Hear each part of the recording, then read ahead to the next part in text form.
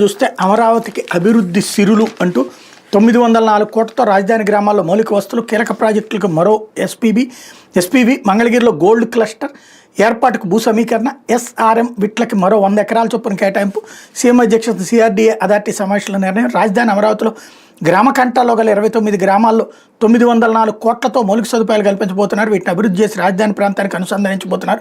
ముఖ్యమంత్రి చంద్రబాబు అధ్యక్షత సోమవారం నిర్వహించిన సిఆర్డీఏ అథారిటీ 51వ సమావేశం కీలక నిర్ణయం తీసుకుంది. మంగళగిరిలో 78 ఎకరాల గోల్డ్ క్లస్టర్ ఏర్పాటుకు భూ సమీకరణ చేయాలని సమావేశంలో నిర్ణయించారు.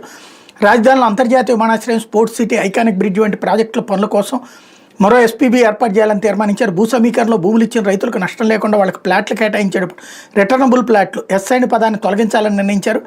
ఎస్ఆర్ఎం యూనివర్సిటీ, విట్క్, డెంటల్, మెడికల్, పారామెడికల్ కళాశాలల ఏర్పాటుకు రాజధానిలో మరో 100 ఎకరాల చొప్పున కేటాయించాలని తీర్మానించారు. ఈ రెండు సంస్థలు 17,000 మందితో నడిపాక అదనపు భూమి కేటాయించాలన్న ఒప్పందం మేరకు ఈ నిర్ణయం తీసుకున్నారు.